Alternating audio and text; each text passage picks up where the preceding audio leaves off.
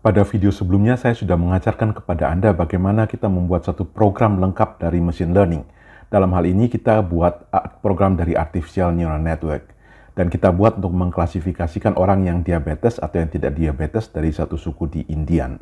Nah, saat ini saya akan memberikan contoh yang lain. Contoh ini adalah bagaimana kita mengenali bunga iris. Jadi ada beberapa macam bunga iris. Ada iris yang versicolor, ada iris sentosa, ada iris virginica. Kita akan men-training, mengajari mesin learning kita supaya dia jadi pintar, sehingga dia bisa membedakan antara jenis-jenis dari bunga iris ini. Nah, saya mengambil dataset. Jadi dataset dari website ini tentang bunga iris.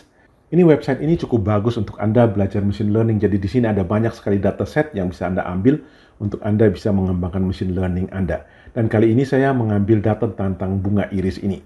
Jadi datanya seperti apa? Ya, datanya sudah ada di sini. Ini kalau saya buka, Anda lihat bahwa datanya ada 1, 2, 3, 4. Ada 4 data. Kemudian jadi 4X ya, X1, X2, X3, X4. Kemudian ini Y-nya. Nah, Y-nya tuh ada yang iris sentosa, ada yang iris versicolor, ada yang iris virginica. Jadi ada 3 jenis. Nah, X1, X2, X3, X4 ini apa? Kita lihat di websitenya ada informasi di sini. Jadi itu panjang dari sepal, X1, X2 adalah lebar dari sepal, X3 adalah panjang dari petal, X4 adalah lebar dari petal. Sepal dan petal itu apa?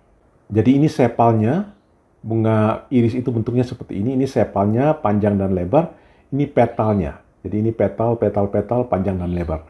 Berdasarkan panjang lebar dari sepal dan petal, kita bisa membedakan jenis dari bunga iris. Nah, karena neural network yang kita akan training ini, kita baru belajar bagaimana membedakan 2 kelas saja. Sedangkan sini ada 3 kelas, sehingga saya akan buang kelas yang ini, sehingga kita hanya membedakan 2 kelas, sentosa dan versicolor aja. Ini masing-masing ada 50 data, 50 data. Jadi saya sudah potong dan saya sudah simpan di file lain. Jadi ini saya sudah simpan di sini. Ada file isinya cuma 100. Ya, cuma 100 saja. 50 yang iris sentosa, 50 yang iris versicolor. Nah, sekarang karena data terakhir ini teks, saya ingin gantikan dengan data 0 dan 1. Maka saya ganti di sini jadi 0 gitu ya. Ini saya ganti 0 semua. Saya copy saja. Semua iris sentosa jadi 0. Kemudian yang iris versicolor jadi 1. Jadi labelnya semua jadi 0 dan 1. Ya. Kemudian Anda lihat di sini ada 50, 50. Nah, saya tidak akan pakai semua untuk mentraining neural network saya atau machine learning saya. Saya hanya akan pakai 40 dari versi sentosa dan 40 dari versi color. Sisanya untuk apa? 10 sisanya untuk saya tes. Jadi kalau sudah selesai training, kalau sudah benar, sudah pintar machine learningnya, saya coba tes dengan 10 yang tidak pernah saya pakai. Jadi 10 yang ini ya. 10 ini yang tidak pernah saya pakai untuk training, saya coba tes apakah dia bisa mengenali data ini. Demikian juga 10 yang terakhir dari yang versi color. Nah, saya sudah buat datanya ini, jadi saya buat file baru. Ini saya ambil 40 saja yang pertama. Ya, sampai 40. Kemudian saya simpan di sini. Jadi ini 40 yang pertama untuk iris sentosa. Kemudian saya ambil dari yang 40 yang pertama dari iris versicolor.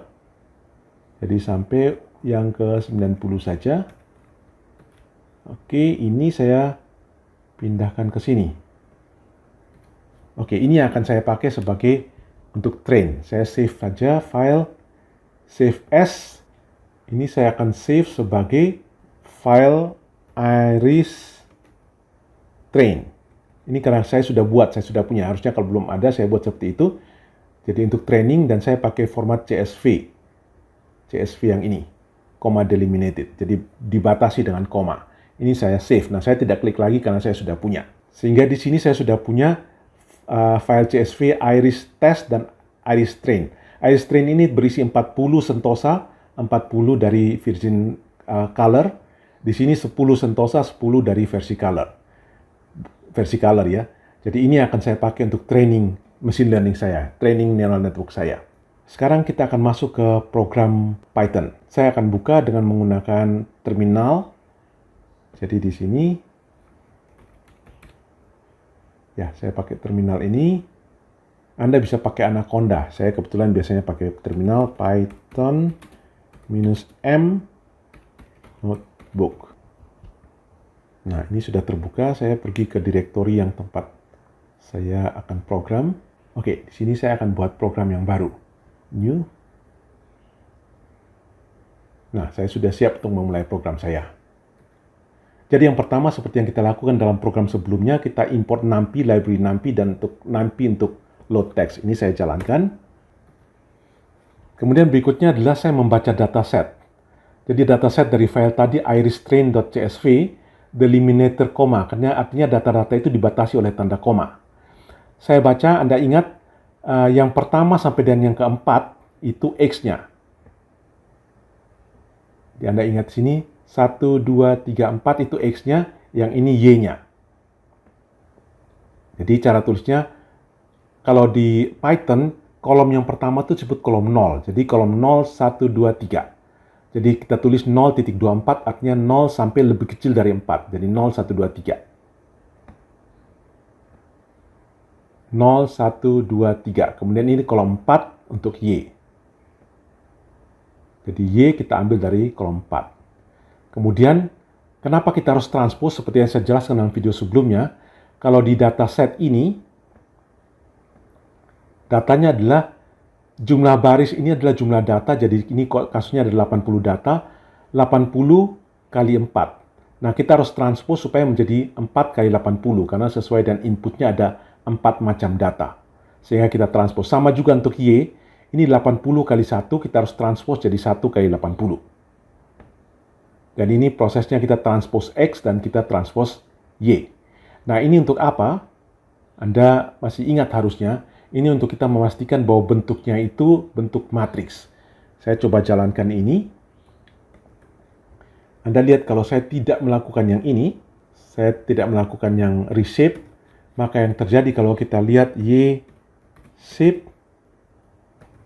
ini akan 80, tidak ada. Ini bukan matriks baris, bukan matriks kolom, tapi namanya rank 1 matriks. Kita hindari bentuk matriks seperti ini, sehingga kita harus pastikan dia punya bentuk baris atau kolom. Nah, kita inginkan adalah bentuknya tadi ya, bentuk baris. Tapi sebelumnya kita dapat bentuk kolom dulu, baru kita transpose dia. Sehingga kita pakai perintah yang ini. -1 ini artinya panjangnya sesuai jumlah data. Jadi di reshape, kemudian kita transpose. Seperti itu. Oke, ini saya hapus saja. Nah, setelah selesai ini kita sudah baca semua. Sekarang kita siap untuk membuat neural network kita. Nah, ketika kita akan buat neural network kita harus tentukan kita berapa layer, dan setiap layer kita akan pakai berapa node. Oke, sekarang kita perlu menentukan ukuran dari matriks-matriks kita dulu. Nah, kita tahu kita punya X tadi, ini sama dengan A0. Ukurannya karena kita punya 80 bunga, tapi kita masing-masing cuma punya 4 data, jadi petal dan sepal, panjang dan lebar dari petal dan sepal. Maka kita punya di sini 4 kali 80. Ini ukuran dari matriks A0. Kemudian berapa layer yang kita buat? Katakanlah saya ingin buat 3 layer. Saya ingin buat 3 layer. Nah, layer yang terakhir pasti cuma satu outputnya, karena output kita cuma satu atau 0. Jadi ini cuma satu node. Di sini kita mau buat berapa node? Misalnya saya buat di sini 20 node, di sini 10 node. Maka saya harus menentukan ukuran matriks W1 dan ukuran matriks B1, sama juga ukuran matriks W2, ukuran matriks B2, ukuran matriks dari W3, dan ukuran matriks B3. Nah, seperti saya jelaskan dalam video sebelumnya, ukuran matriks W1 adalah jumlah node dikali dengan jumlah input. Jadi jumlah inputnya 4. Kalau matriks B1 tergantung jumlah node. Jadi ini 20 kali 1. Di sini jumlah node-nya 10. Input ke layer 2 adalah dari sini, 20 not, berarti 10 kali 20. Di sini berarti 10 kali 1. Di sini, 1 inputnya 10, berarti 1 kali 10, B-nya 1 kali 1. Nah, dengan demikian kita sudah bisa buat deklarasi weight dan biasnya. Jadi W1 ukurannya 20 kali 4, B1 20 kali 1, W2 10 kali 20, B2 10 kali 1, dan seterusnya. Tentunya Anda bisa buat ukuran Anda sendiri mau berapa layer dan berapa node per layer. Yang penting inputnya harus 4, karena memang dari sini 4, dan outputnya harus 1. Output yang terakhir harus 1. Setelah kita dapat deklarasi ini, kita bisa coba jalankan. Sudah. Langkah berikutnya adalah kita perlu berbuat fungsi sigmoid. Jadi saya sudah ketikkan di sini. Oh ya, sebelumnya di sini mungkin kita perlu deklarasikan M. Sebenarnya kita sudah tahu M-nya ada 80 ya. Tapi kita buat saja M ini adalah Y, shape dari Y yang ke 1. Oke, setelah ini selesai, maka kita sudah siap untuk menuliskan program feed forward dan backpropagasinya seperti yang kita lakukan di program terdahulu. Jadi saya sudah ketikkan di sini, Anda lihat, A0 sama dengan X. Learning rate, katakanlah saya setting jadi 0,001. Kita mulai dari feed forward dulu. Z1 sama dengan W1 kali A0 tambah B1. Maka A1 adalah sigmoid dari Z1. Z2 adalah W2 kali A1 tambah B2. A2 adalah sigmoid dari Z2. Anda ingat slide video sebelumnya ya. Z3 adalah W3 kali A2 tambah B3, kemudian A3 adalah sigmoid dari Z3. Kita sudah selesai, maka Y hat adalah sama dengan A3. Kemudian kita hitung loss-nya, kita hitung cost-nya. Kemudian sekarang kita hitung DZ3, DZ2, DZ1. Nah, sama seperti program sebelumnya. DZ3 adalah A3 kurang Y, DZ2 seperti ini, perkalian W3 transpose dengan DZ3 dikali A2, 1 kurang A2. Ini adalah turunan dari sigmoid. Ini juga adalah turunan sigmoid. Jadi ini sudah saya jelaskan sebelumnya sama. Setelah kita dapat DZ3, DZ2, DZ1, maka kita update W1, B1 yang baru, W2, B2 yang baru, W3, B3 yang baru, sama seperti persamaan yang kita sudah pakai di sebelumnya, di video sebelumnya. Jadi kita sudah siap. Sekarang saya coba jalankan. Saya jalankan 2000 kali. Kita lihat apakah proses belajarnya berlangsung dengan baik atau tidak. Nah, Anda lihat sini. Sudah dijalankan. Pertama, J-nya, cost-nya 1,94. Dia turun terus sampai 0,69. Anda bisa melakukan ini terus lagi. Mungkin Anda menambah iterasinya, proses belajarnya ditambah lagi 2.000 mungkin sampai 10.000 dan seterusnya. Atau Anda ganti-ganti learning rate ini sampai Anda mendapat yang sangat bagus. Nah, apakah 0,69 ini sudah baik atau tidak? Kita coba. Apakah kita mau tahu setelah training tadi, Y hat-nya itu sudah menghasilkan yang seperti diharapkan tidak? Jadi iris sentosa harusnya 0, iris versicolor harusnya 1. Coba kita lihat A3. Ini ada 40, ada 80. Jadi 40 yang pertama harusnya 0, 40 yang kedua harusnya 1. Anda lihat angkanya ada di sekitar 0,5 semua. Jadi dia tidak tengah-tengah. Tidak 1, tidak 0. Berarti ini masih belum cukup. Jadi cost 0,69 ini belum cukup. Anda harus turunkan lagi sampai cost-nya lebih kecil dari 0,69. Nah, saya persilakan Anda untuk mencoba program ini. Anda bisa menambah layer, Anda bisa menambah katakanlah jumlah iterasi dan seterusnya. Saya contohkan misalnya kalau saya mau menambah layer. Saya cuma punya 3 layer, saya menambah katakanlah 1 layer di tengah-tengahnya lagi. Layer yang keempat. Maka di sini saya akan sisipkan 1 layer di sini ya. Saya akan sisipkan 1 layer di sini. Katakanlah saya mau 10 node di sini. Maka layer ini pasti W-nya itu adalah 10 kali 10. B-nya adalah 10 kali 1. Ini W3, B3. Maka ini jadi W4, B4. Seperti itu. Berarti ini jadi W4, B4. Kemudian saya slip yang baru di tengah-tengah sini. W3, B3 itu ini 10 kali 10, 10 kali 1. Sama ya.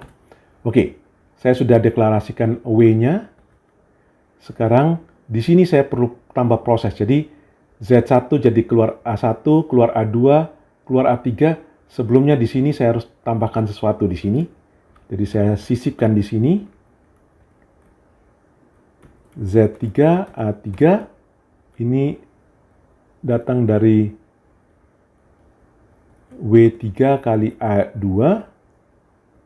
tambah B3. Kemudian ini Z3. Nah, yang di sini adalah Z4, A4, ini W4, dapatnya dari A3, B4, kemudian ini Z4. Mudah-mudahan saya tidak salah ketik ya.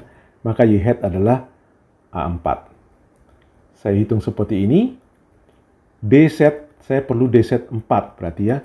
D set 4 adalah A4 kurang Y. Kemudian saya perlu hitung D set 3 di sini. Maka saya sisipkan di sini. D set 3 adalah W4 dikali D set 4 kali A3 1 kurang A3. Yang lainnya sama. Kemudian saya juga perlu update W4-nya dan B4. Jadi saya tambahkan di sini.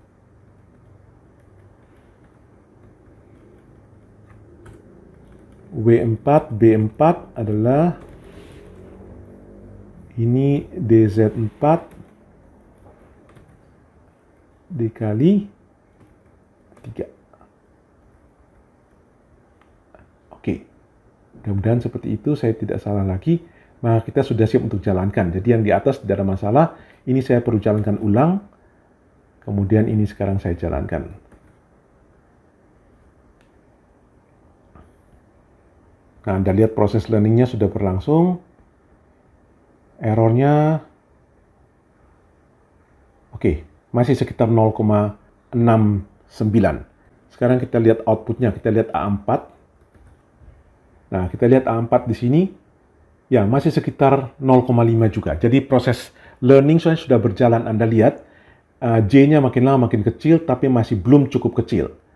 Anda lihat J-nya berturun terus, turun terus, tapi masih belum cukup kecil. Artinya Anda bisa menambah jumlah iterasinya, atau memperbesar atau memperkecil learning rate, atau menambah layer, atau menambah node di setiap layer. Anda coba bereksperimen dengan ini sebelum kita masuk dalam teknik berikutnya. Oke, saya berhenti di sini dulu dan saya memberikan waktu kepada Anda untuk Anda bereksperimen dengan program ini, mengganti layer, node, dan sebagainya sampai Anda menjadi familiar dengan membuat program untuk artificial neural network dengan menggunakan Python.